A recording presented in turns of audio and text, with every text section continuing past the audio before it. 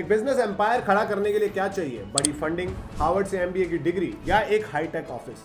क्या हो अगर मैं कहूं कि भारत की सबसे आइकॉनिक फूड कंपनीज में से एक, जिसका टर्नओवर आज 1600 करोड़ रुपए है, उसकी शुरुआत हुई सिर्फ और सिर्फ 80 रुपए की उधारी से। ये कहानी किसी बॉलीवुड फिल्म से कम नहीं है। ये कहानी है उन 7 घरेलू महिलाओं की जिनके पास ना तो पैसा था, ना बिजनेस का एक्सपीरियंस था। उनके पास थी सिर्फ कुछ स्किल्स, घरेलू स्किल्स, जिनमें से एक था पापड़ बेलने का हुनर। तो कैसे इन 7 घरेलू महिलाओं ने सिर्फ 80 रुपए की उधारी से बना डाला 1600 करोड़ का साम्राज्य लिज्जत पापड़। इनका वो सीक्रेट बिजनेस मॉडल क्या है जो 60 साल से भी ज्यादा होने के बाद भी आज भी अनबीटेबल है? तो दोस्तों, आज धंधा डेली पर हम इस धंधे के हर राज से पर्दा उठाएंगे। ये सिर्फ एक केस स्टडी नहीं, एक इंस्पिरेशन होने वाला है। तो वीडियो के एंड तक जरूर बने रहना। तो चलिए वीडियो शुरू करते हैं। तो कहानी का पहला अध्याय है छत पर शुरू हुई क्रांति। तो कहानी शुरू होती है 15 मार्च 1959 को मुंबई के गिरगांव की एक पुरानी छत पर, जहां 7 गुजराती महिलाएं इकट्ठी होती हैं और इनकी लीडर थी जसवंती बेन पोपट। इन सभी महिलाओं के इकट्ठे होने के पीछे का मकसद एकदम सिंपल था।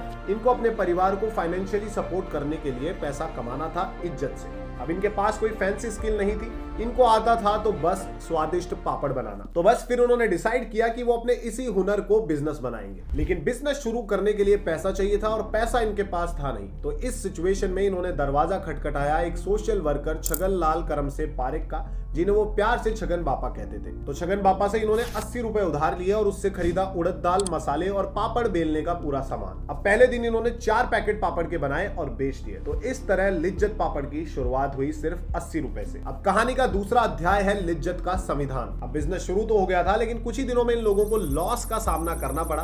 तो इस सिचुएशन में 7 महिलाएं हिम्मत हार गई थी और इन्होंने सोचा कि धंधे को बंद कर दिया जाए।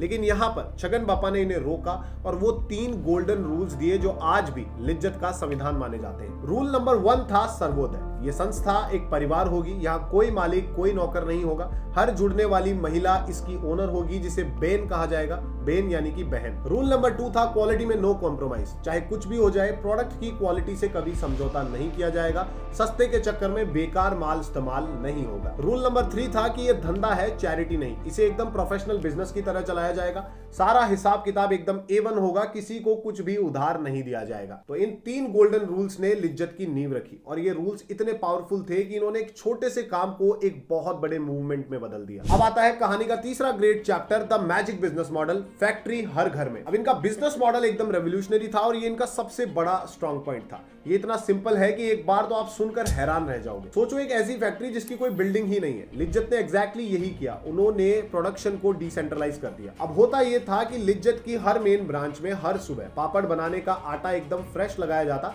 जिससे इसकी क्वालिटी हमेशा सेम रहती। इसके बाद हजारों बेन्स आती हैं, ये आटा अपने घर लेके चली जाती है। फिर दिन भर वो अपने घर के काम के बीच में अपनी सहूलियत के हिसाब से पापड़ बेलती हैं। इसके बाद अगली सुबह ये पापड़ ब्रांच में सबमिट होते हैं, उनका क्वालिटी चेक होता है और काम का पैसा बेन को तुरंत दे दिया जाता है। सैलरी का झंझट नहीं, डिले का कोई झंझट नहीं, रोज का काम रोज का पैसा। और साल के एंड में जो भी प्रॉफिट होता है वो भी इन 45,000 सिस्टर ओनर्स के बीच में इक्वली बांट दिया जाता है। जब हर मेंबर को लगेगा कि यार ये तो मेरा धंधा है, तो वो क्वालिटी और कमिटमेंट में क्यों ही कॉम्प्रोमाइज करेगा। और यही तो है लिज्जत का असली जादू। अब आता है कहानी का chapter 4, conquering India and the world. इस बिजनेस मॉडल के दम पर लिज्जत ने ऐसी रफ्तार पकड़ी जो किसी ने कभी सोची भी नहीं थी। 7 महिलाओं से शुरू हुआ यह सफर आज 45,000 महिलाओं का घर बन चुका है और एक छोटी सी छत से शुरू होकर 82 ब्रांच तक ये फैल चुका है। आज लिज्जत सिर्फ पापड़ नहीं बल्कि आटा, मसाले और बेकरी प्रोडक्ट्स भी बना रहा है। और इनके पापड़ का स्वाद सिर्फ भारत के लोग नहीं बल्कि सिंगापुर, यूके, यूएसए समेत 25 से ज्यादा देशों के लोग ले रहे हैं। तो अब लिज्जत के इस इंस्पायरिंग स्टोरी से हम क्या सीखते हैं? पहला,